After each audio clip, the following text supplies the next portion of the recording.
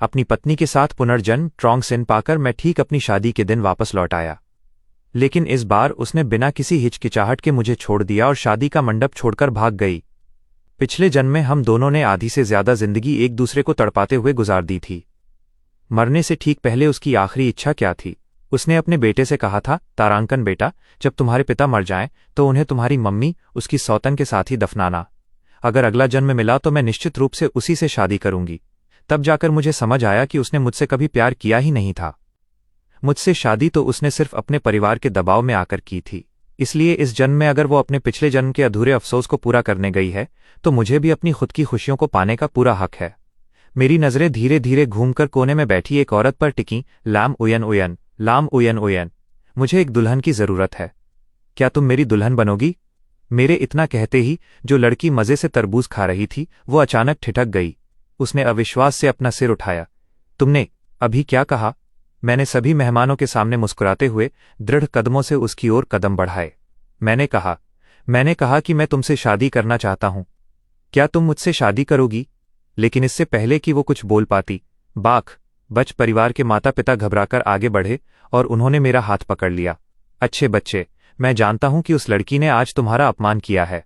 मैं अभी अपने आदमियों को भेजकर उसे वापस पकड़वाता हूं। तुम बस गुस्से में आकर किसी और से शादी करने का फैसला मत करो। हाँ, बिल्कुल। निंगबान बस ना समझ है, उसे थोड़ा तमाशा करने की आदत है। तुम चिंता मत करो, जब तक हम यहां हैं उसका दूल्हा सिर्फ तुम ही बनोगे। हूं?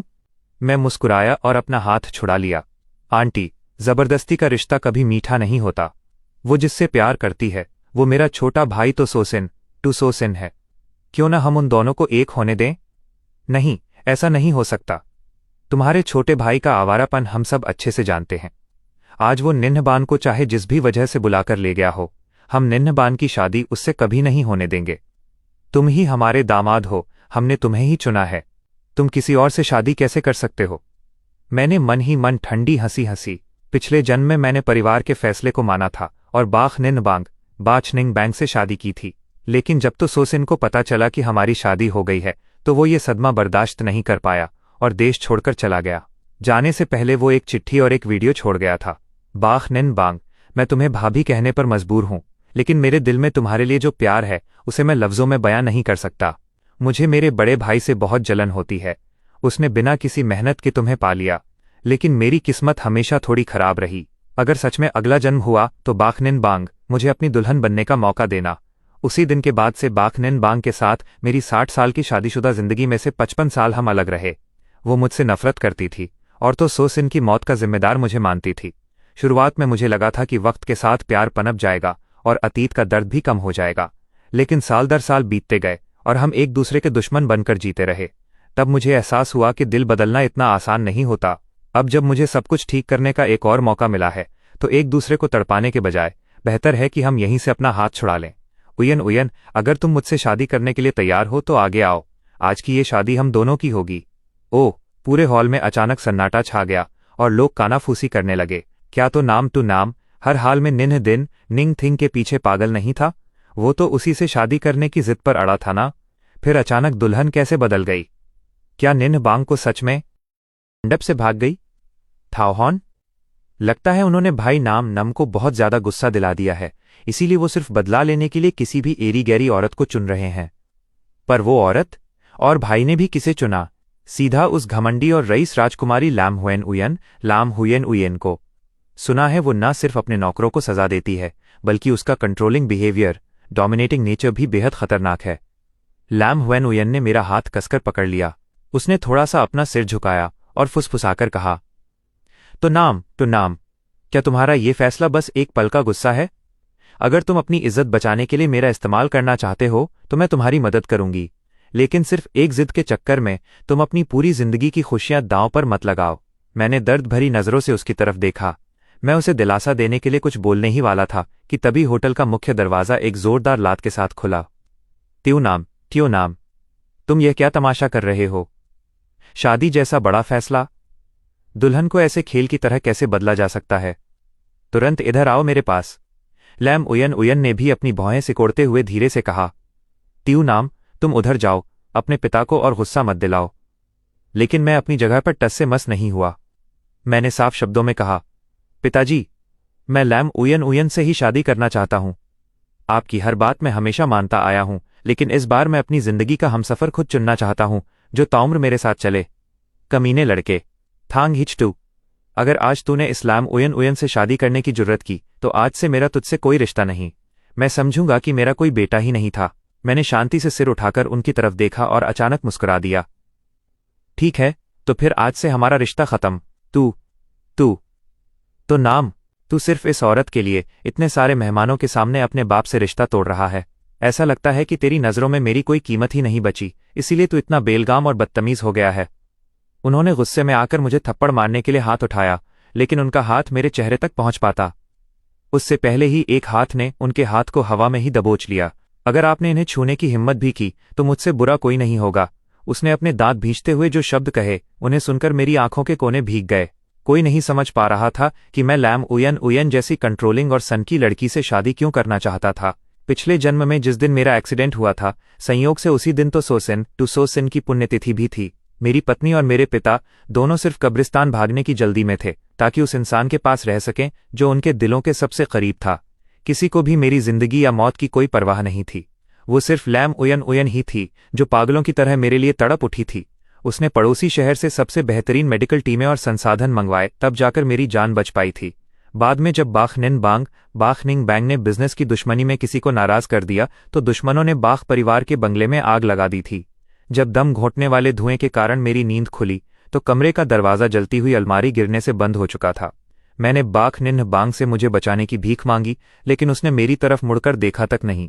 वो सिर्फ तो सोसिन की तस्वीर बचाने के लिए स्टडी रूम की तरफ भागी, और उस वक्त भी यह लैम उयन उयन ही थी जो पागलों की तरह आग की लपटों को चीरते हुए अंदर आई, और वो खुद को आग के हवाले करके मुझे तो बाहर निकाल लाई, लेकिन खुद उस आग की लपटों से नहीं बच पाई। उस खौफनाक मंजर के बीच आखिरी पल में उसने मेरी तरफ देखकर एक ऐसी मुस्कान दी जिसने मुझे सुकून दे दिया। तब जाकर मुझे एहसास हुआ कि उसका मेरे लिए छुपा हुआ प्यार कितना गहरा था। इसीलिए इस जन्म में मुझे हर हाल में उसकी रक्षा करनी है। चाहे जो हो जाए, मैं सिर्फ और सिर्फ उसी को चुनूंगा। तो नाम टू नैम, मैं तुमसे आखिरी बार पूछ रहा हूं, क्या तुम सच में इसी औरत से शादी करना चाहते हो? मेरे पिता ने कड़कती आवाज में पूछा। मैंने बिना किसी झिझक के अपना सिर हाँ में हिला दिया। अच्छा, बहुत अच्छे, तुम बहुत बड़े हो गए हो ना। उम्मीद है कि तुम्हें अपने इस फैसले पर कभी पछतावा नहीं होगा। पिता के वहां से निकलते ही बाख बच और तो टू परिवार के करीबी ज्यादातर मेहमान भी शादी छोड़कर चले गए। पूरा हॉल खाली हो चुका था, लेकिन मेरे चेहरे पर एक सुकून भरी मुस्कान थी। मुझे अब किसी की परवाह नहीं थी। मैंने लाम उयन उयन का हाथ थामा और धीरे धीरे स्टेज की तरफ कदम बढ़ाए। लैम उयन उयन, आज से तुम मेरी पत्नी हो। अब चाहे सुख हो या दुख, अमीरी हो या गरीबी, बीमारी हो या तंदुरुस्ती, हम हमेशा एक रहेंगे। शादी के बाद लैम हुएन उयन ने मुझसे कहा कि हम उसके नदी किनारे बने एक आलीशान बंगले में शिफ्ट हो जाते हैं, लेकिन मैरिज रजिस्ट्रेशन कोर्ट मैरिज के लिए मुझे अपना ID card, Chinese national ID शनाख्ती कार्ड लेने एक बार तो परिवार के घर जाना था। मैं जैसे ही घर के मुख्य दरवाजे पर पहुंचा, अचानक एक चमचमाती स्पोर्ट्स कार बेहद तेज रफ्तार से सीधे मेरी तरफ आई। इससे पहले कि मैं खुद को संभाल पाता या पीछे हटता, बाचनिंग बैंग ने कार से उतरकर झटके से मेरा हाथ पकड़ा और मुझे बेरहमी से जमीन पर धक्का दे दिया। क्या तुम अंधे हो? जब तो परिवार से सारे रिश्ते तोड़ ही चुके हो, तो यहां फिर से किस मुंह से आए हो? मैंने जमीन से उठते हुए शांति से कहा, मैं यहां अपना आईडी कार्ड लेने आया हूं ताकि मैरिज रजिस्ट्रेशन करवा सकूं। ये सुनते ही बांग के चेहरे के एक्सप्रेशन एकदम जम गए। वो अविश्वास से मुझे घूरने लगी। तुमने क्या कहा? क्या बाहर चल रही अफवाहें सच हैं? तुम सचमुच उस सनकी और साइको राजकुमारी से शादी कर रहे हो? अभी मैं कुछ बोल भी नहीं पाया था कि तभी स्पोर्ट्स कार से उतरकर तो सोसेन भागता हुआ आया। अरे भाई, सचमुच बेहद माफी चाहता हूं। बड़े भाई, मैंने ध्यान नहीं दिया कि आप यहां खड़े थे, वरना अभी गाड़ी आप पर ही चढ़ जाती। असल में पिताजी ने अभी अभी मुझे ये नई स्पोर्ट्स कार गिफ्ट की है, तो मैं कुछ ज्यादा ही एक्साइटेड हो गया था और स्पीड कंट्रोल नहीं कर पाया। आप बुरा तो नहीं माने ना? मैंने उस महंगी कार की तरफ देखा। मेरे दिल में एक पल के लिए कड़वाहट तो जागी, पर मैंने बस इतना कहा, कोई बात नहीं, और मैं मुड़कर जाने लगा। लेकिन मैं अभी कुछ ही कदम चला था कि अचानक मेरे सिर पर ऊपर से ठंडा पानी डाल दिया गया। बड़े भाई, हर कोई कह रहा है कि आप उस साइको लैम हुएन से शादी करने वाले हैं। वो औरत तो पक्का दिमागी तौर पर बहुत बीमार है। आप उस जैसी औरत को हमारे घर मत लेकर आना, इसीलिए मैं पहले ही आपको थोड़ा सैनिटाइज साफ कर रहा हूं। मैं उसकी आंखों में साफ साफ देख पा रहा था कि वह मुझे नीचा दिखाने की कोशिश कर रहा था। मैंने ठंडी नज़रों से तो सोसिन को घूरा, लेकिन उसका पेट इतने से नहीं भरा था। वो एक एक कदम आगे बढ़ाते हुए मेरे बिल्कुल करीब आ गया। बड़े भाई, सच कहूं तो मुझे समझ नहीं आता कि आपके दिमाग में चल क्या रहा है। माना कि दुल्हन मंडप से भाग गई, पर अपनी इज्जत बचाने के लिए आप किसी भी एरी गैरी औरत को तो नहीं चुन सकते ना। उस लैम उयन उयन जैसी औरत, क्या आपको अंदाजा भी है कि वो किस हद तक साइको और विकृत, बियॉन्ड टाइप परवर्टेड ट्विस्टेड है? तुम जरा अपनी औरत का ख्याल रखो तो बेहतर होगा, मैंने मन ही मन सोचा। पिछले जन्म में ये बाख निन्ह बांग हर हफ्ते 10 दिन में दूसरे मर्दों के साथ क्लबों और पार्टियों में अय्याशी करने जाती थी और भी न जाने क्या क्या घटिया हरकतें करती थी। तभी मेरे दिमाग में तो सोसिन को मजा चखाने का एक शरारती आइडिया आया। मैंने जानबूझकर अपनी आवाज को धीमा किया और तो सोसिन के कान के पास जाकर फुसफुसाया, छोटे भाई, तुम्हारे बगल में जो औरत खड़ी है उसके बारे में मुझसे बेहतर कौन जान सकता है? अगर मेरी बात पर यकीन न हो तो उसकी पीठ के पीछे दाहिनी तरफ एक लाल रंग का बर्थमार्क, मस्सा या निशान है। मैंने उसे न जाने कितनी बार करीब से देखा है। इतना कहते ही मैं ठंडी मुस्कान के साथ वहां से आगे बढ़ गया। ये सुनते ही तो सोसिन का चेहरा एकदम सफेद पड़ गया और वो गुस्से से पैर पटकने लगा। बाख निन्ह बांग, बाख निंग बैंग, क्या तुमने मुझसे झूठ बोला था? उसे कैसे पता कि तुम्हारी पीठ पर वो निशान है? क्या तुम मुझसे कुछ छुपा रही हो? बाख निन्ह बांग का चेहरा काला पड़ गया और वो घबराकर उसे सफाई देने लगी। नहीं, ऐसा नहीं है। वो तो पिछले जन्म की बात है। मैं ऐसा कह रही हूं, क्या तुम मेरा यकीन करोगे? जो भी हो सोसिन, प्लीज मुझ पर भरोसा करो। उसने मुझे कभी हाथ तक नहीं लगाया, उसने मुझे कभी छुआ तक नहीं है। उन दोनों को इस तरह आपस में बुरी तरह लड़ते और हाथापाई की नौबत पर आते देख मैं खुद को रोक नहीं पाया और जोर से हंस पड़ा। हा, तुम दोनों को लाम उयन उयन की बुराई करने का मजा मिल गया। बिल्कुल सही हुआ तुम्हारे साथ। शुक्र है कि उस वक्त मेरे पिता वहां मौजूद नहीं थे। जैसे ही मुझे मेरा आईडी कार्ड मिला, मैं तुरंत वहां से निकलने लगा, लेकिन जाने से पहले मैं एक बाल्टी ठंडा पानी उन दोनों के सिर पर उड़ेलना नहीं भूला। मैंने वो पानी सीधा तो सोसिन के चेहरे पर फेंका। प्यारे छोटे भाई, अब जाकर मैंने तुम्हें माफ किया, वहीं रुक जाओ। बाख निन्ह बांग गुस्से से तिलमिलाती हुई मेरे पीछे भागी। उसने पहली बार तो सोसिन को ढाल बनकर अपने पीछे छुपाया और गुस्से में मुझसे कहा, तो नाम, तुम मेरी बात कान खोलकर सुन लो। ये मत सोचना कि तुम ये नाराज होने का नाटक हार्ड टू गेट करके मेरा दिल बदल लोगे और मैं तुम्हारे पास वापस आ जाऊंगी। मैंने अपना फैसला कर लिया है।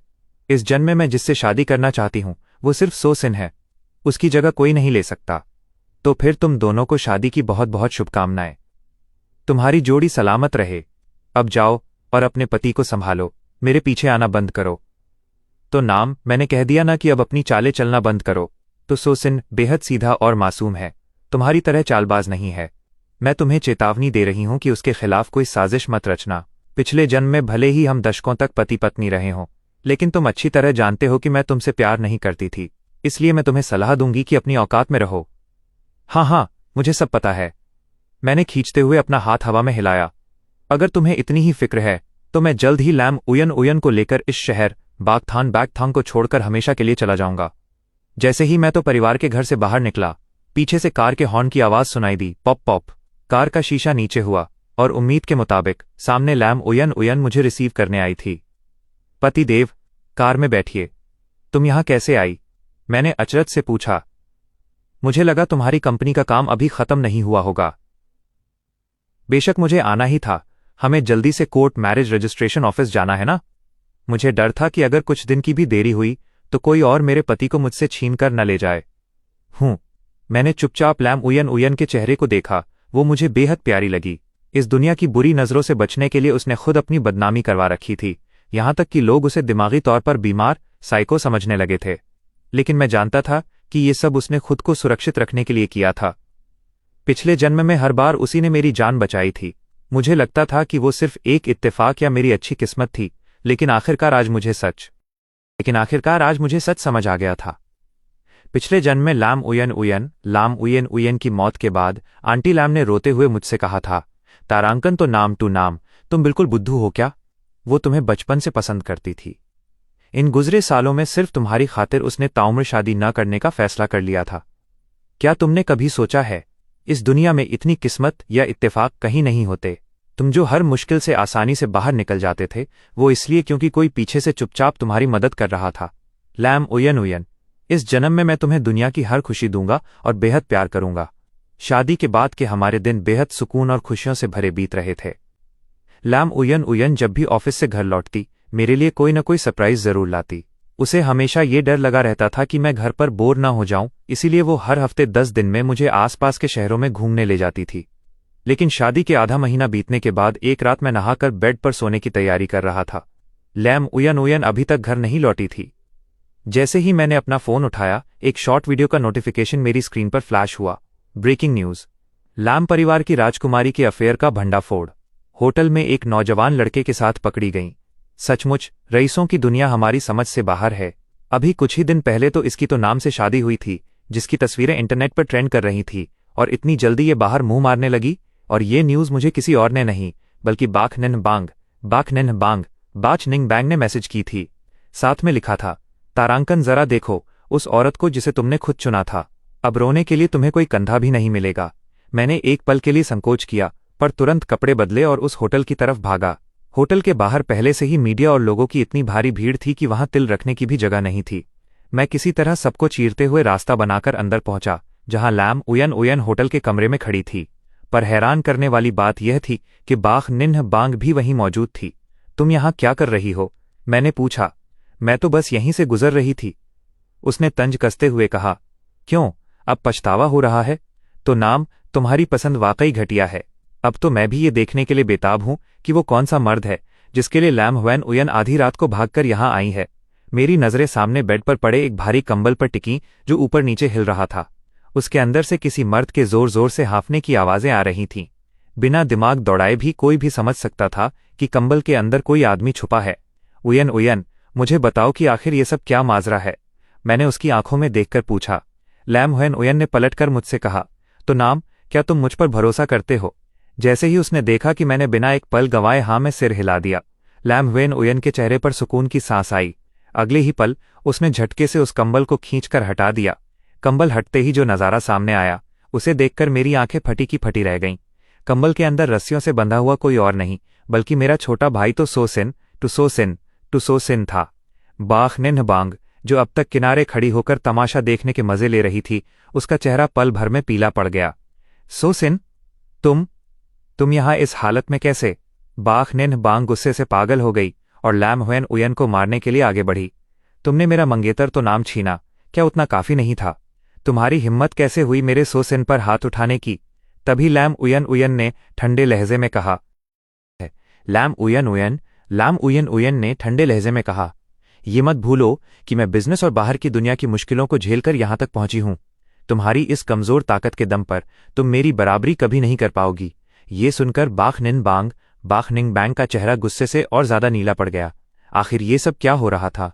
उसने अपने दांत भींचते हुए रस्सियों से बंधे तो सोसिन की तरफ बेहद दर्द भरी नजरों से देखा।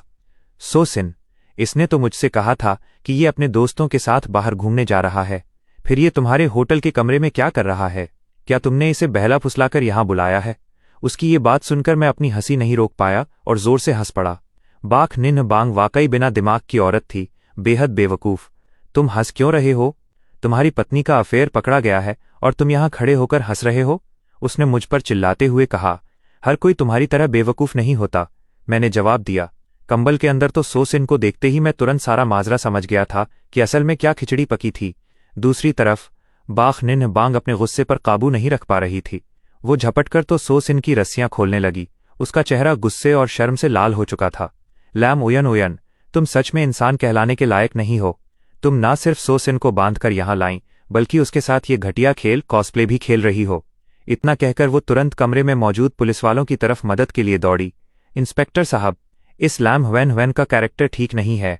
इसने पक्का मेरे मंगेतर को धोखे से यहां फंसाया है। आप तुरंत इसे गिरफ्तार कीजिए।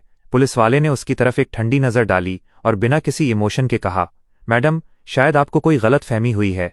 पुलिस को यहां इस औरत ने नहीं बल्कि मिस लैम ने खुद फोन करके बुलाया है। तभी तो सोसिन ने तुरंत मासूम और पीड़ित बनने का नाटक करते हुए रोनी आवाज में कहा, निन्ह बांग, ये सब मिलकर मुझे प्रताड़ित कर रहे हैं। तुम्हें मेरा साथ देना होगा। इसी लैम उयन ने। इसने मुझे बहुत हैंडसम समझा और अपनी हवस के लिए मुझे यहां बांध कर ले आई। तुम इनकी बातों पर यकीन मत करना। ये सुनकर पुलिस वाले भी असमंजस में पड़ गए कि आखिर कहानी क्या है। तभी लैम ह्वेन ह्वेन ने अपने फ़ोन से एक वीडियो निकाला और उसे होटल के कमरे की बड़ी स्क्रीन पर प्ले कर दिया। वीडियो में साफ दिख रहा था कि तो सो सिन खुद नाइट सूट नाइटवियर पहनकर बेहद चालाकी से लैम ओयन ओयन के कमरे का दरवाज़ा खटखटा रहा था। ये देखते ही तो सो सिन का चेहरा पल भर में कभी लाल तो कभी सफ़ेद पड़ने लगा। ऐसा नहीं है, ये सच नहीं है, यह वीडियो एडिटेड कट पेस्ट है, इसने वीडियो से छेड़छाड़ की है, वो बड़बड़ाया। बाख निन्ह बांग उसे रोता देख पूरी तरह पिघल गई, उसका दिल बैठ गया। सो सिन्ह दुनिया का सबसे सीधा और मासूम लड़का है, वो ऐसा घटिया काम कभी नहीं कर सकता। ज़रूर आप लोगों से ही कोई बड़ी गलती हुई है। मैंने ठंडी हंसी हंसते हुए कहा, वीडियो एडिटेड है या नहीं इसका फैसला अभी हो जाएगा। होटल के लॉबी और कॉरिडोर में सीसीटीवी कैमरे लगे हैं, उनकी फुटेज निकलवाकर देख लेते हैं, सब दूध का दूध और पानी का पानी हो जाएगा। मेरे इतना कहते ही उन दोनों के चेहरों पर हवाइयां उड़ने लगीं। होटल का स्टाफ तुरंत सीसीटीवी फुटेज लेकर कमरे में आ गया। फुटेज में साफ साफ दिख रहा था कि लैम ओयन ओयन होटल में पहले आई थी और तो सो सिन चोरी छिपे दुबकते हुए उसके पीछे पीछे आया था। लैम ओयन ओयन ने मुस्कुराते हुए उनकी तरफ देखा और अपने हाथ में मौजूद फोन को हवा में लहराया। दीदी, मुझे अंदाजा नहीं था कि तुम्हारी पसंद इतनी घटिया है और तुम्हें ऐसे मर्द पसंद हैं। क्या मैं ये वीडियो तुम्हें सेंड कर दूं ताकि तुम घर जाकर आराम से इसका मजा ले सको। यह सुनकर बाख निन्ह बांग को ऐसा लगा मानो उसकी रही सही इज्जत भी मिट्टी में मिल गई हो। से तमतमाती हुई अकेली ही बाहर भाग गई। घर वापस लौटते हुए मैंने मजाक में उयन उयन उयन उयन उयन को छेड़ते हुए पूछा, इतना हैंडसम लड़का खुद चलकर तुम्हारे पास आया था, फिर भी तुमने उसे भाव नहीं दिया? क्या इसलिए क्योंकि तो सो सिन ज़्यादा हैंडसम नहीं था? नहीं, ये वजह नहीं है। तो क्या वजह है? मैंने नासमझी से पूछा।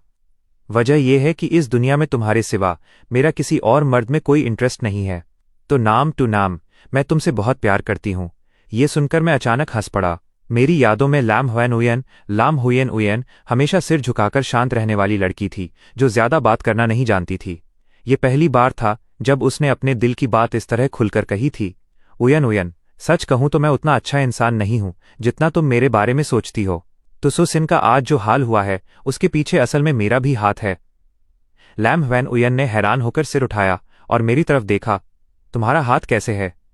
क्योंकि मैं अच्छी तरह जानता हूं कि मेरी जो भी चीज होती है तो सो सिन उसे मुझसे छीनने की कोशिश जरूर करता है। जिन लड़कियों के साथ उसने अतीत में चक्कर चलाया, असल में मैंने सिर्फ उनके साथ अफेयर होने का नाटक किया था, और जिन लड़कियों को मैंने चुना था वे भी कोई सीधी सादी नहीं थीं। इसलिए मुझे अंदाजा था कि वो अपने ही बुने जाल में फंसेगा और अपने कर्मों का फल खुद भुगतेगा, पर मैंने उसे कभी इस बारे में आगाह नहीं किया। क्या तुम्हें नहीं लगता कि मैं भी काफी बुरा इंसान हूं? लैम ओयन शायद मेरी इस आत्मग्लानि सेल्फ पिटी को समझ गई थी।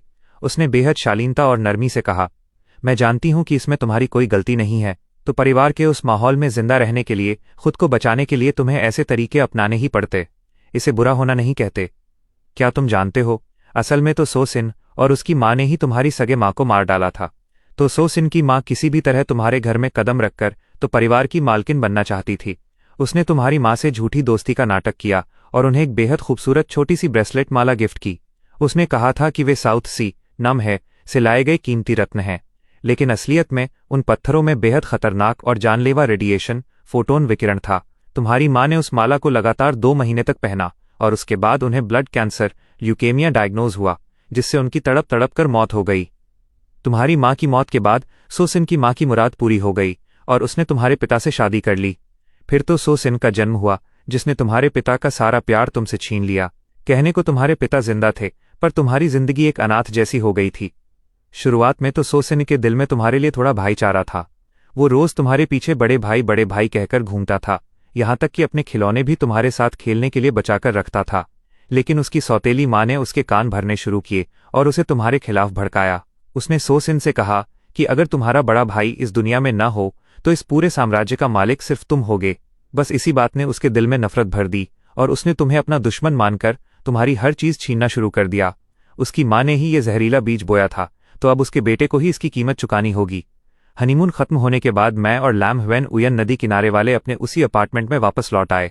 आज जैसे ही मैं नीचे उतर कर आया, मैंने अचानक देखा कि एक परछाई वहां चुपके से है। वो वहां दरवाजे पर चुपके से दुबकी हुई थी। मैं पुलिस को फोन करने ही वाला था कि तभी उस इंसान ने अचानक लपक कर मुझे दीवार के कोने में रोक लिया। उम्मीद के मुताबिक वो शराब के नशे में धुत बाख निन्ह बांग बाच निंग बैंग थी। उसका उतरा हुआ चेहरा किसी दुत्कारे हुए आवारा पिल्ले जैसा लग रहा था और वो बेहद बेबसी से मेरी तरफ देख रही थी। तुम्हें ये बात बहुत पहले से पता थी ना कि सोसिन वैसा ही घटिया मर्द है जिससे मैं सबसे ज्यादा नफरत करती हूँ, लेकिन तुमने मेरे सामने कभी उसका मुखौटा नहीं उतारा। क्या तुमने ये सब जानबूझकर किया, सिर्फ इसलिए क्योंकि पिछले जन्म में मैंने तुम्हारे साथ बुरा किया था? तुम इस जन्म में अपनी आंखों से मुझे बर्बाद होते और अपने कर्मों का फल भुगतते देखना चाहते थे, है ना? बाख निन बांग की आवाज में एक अजीब सा दर्द और भारीपन था, लेकिन उसका अंदाज अभी भी वही पुराना और अड़ियल था। वो झटके से आगे बढ़ी और उसने मुझे कसकर गले लगा लिया। क्या तुम पागल हो गई हो? मैंने उसे खुद से दूर धकेलते हुए कहा। बाख निन बांग, होश में आओ, मैं अब तुम्हारा पति नहीं हूं। अपनी आंखें खोलो और देखो कि मैं कौन हूं। तो नाम, मैं होश में हूं और मैंने किसी और को नहीं, तुम्हें ही पहचाना है। मुझे अपने किए पर बहुत पछतावा हो रहा है। पिछले जन्म में जब सोसिन ने समंदर में कूदकर जान दी थी, तब से मेरे दिमाग पर एक सनक सवार हो गई थी। मुझे लगा था कि अगर इस जन्म में मैं उसे बचा लूंगी तो मेरी जिंदगी बदल जाएगी, लेकिन अपनी इस बेवकूफ़ी, ओजर बोली डोंग भ्रम अंधविश्वास के चक्कर में जिस पल मैंने उसे चुना, मैंने हमेशा के लिए तुम्हें खो दिया। क्या ये सब बकवास बंद करोगी? मैंने चिढ़कर कहा। तो नाम, मेरी बात सुनो, मैंने तो सोसिन से अपनी सगाई तोड़ दी है। इस जन्म में मैं उससे कभी शादी नहीं करूंगी। अब जाकर मुझे अपने दिल की असलियत समझ आई है। मैं हमेशा से सिर्फ तुमसे ही प्यार करती थी। पिछले जन्म में मैंने तुम्हारे साथ जो भी गलत किया, इस बार मुझे उसे सुधारने का एक मौका दे दो, प्लीज। तो नाम, मैं तुम्हारे आगे हाथ जोड़ती हूं, मुझे बस एक आखिरी मौका दे दो। मैंने एक गहरी और भारी सांस ली। अपनी हद में रहो बाख निन बांग। तुम अब किसके साथ रहती हो या क्या करती हो, इससे मेरा कोई लेना देना नहीं है। एक बात कान खोलकर सुन लो, अब लाम उयन मेरी पत्नी है। अगर तुमने आगे से मुझे या मेरे परिवार को परेशान करने की जुर्रत की तो मैं पुलिस में शिकायत करने से पीछे नहीं हटूंगा। बाख निन बांग फिर भी जिद पर अड़ी रही और मेरा हाथ पकड़ने की कोशिश करने लगी, लेकिन अगले ही पल लैम उयन ने आकर मेरा हाथ थाम लिया और एक ढाल की तरह मुझे अपने पीछे छुपा लिया। लैम उयन को सामने देखते ही बाख निन बांग के कदम वहीं ठिठक गए। वो अच्छी तरह जानती थी कि इन पिछले कुछ दिनों में लैम उयन ने अपनी पूरी ताकत लगा दी थी और बाख निन बांग के नाम पर जितनी भी कंपनियां थीं, उन सबका पूरी तरह से मर्जर तख्ता पलट करके उन्हें खरीद लिया था। यहां तक कि तो ग्रुप टूथी के मालिक यानी मेरे पिता को भी अपनी डूबती कंपनी को बचाने के लिए हाथ पैर मारने पड़ रहे थे। वे खुद हमारे घर हाओलांग चलकर आए और गिड़गिड़ाने लगे। तो नाम, आखिर हम एक ही खून हैं, पुराने रिश्तों का कुछ तो लिहाज करो। अपनी पत्नी से कहकर मुझे बिजनेस में पार्टनरशिप का एक आखिरी मौका दिलवा दो। उनकी बात सुनकर मैं सिर्फ ठंडी हंसी हंस सका। सचमुच पैसों और फायदों के आगे दुनिया में रिश्ते नाते सबसे कमजोर चीज होते हैं। ठीक है, अगर आप चाहते हैं कि मैं आपकी मदद करूं तो मेरी एक शर्त है। आप तुरंत तो सोसिन की मां को तलाक दीजिए और मेरी दिवंगत मां की कब्र पर जाकर जमीन पर अपना सिर पटक कर 3 बार माफी मांगिए, तभी मैं इस बारे में सोचूंगा। इतना कहकर मैंने दरवाजा बंद कर लिया। अब सब कुछ हमेशा के लिए खत्म हो चुका था और पीछे मुड़कर देखने का मेरा कोई इरादा नहीं था।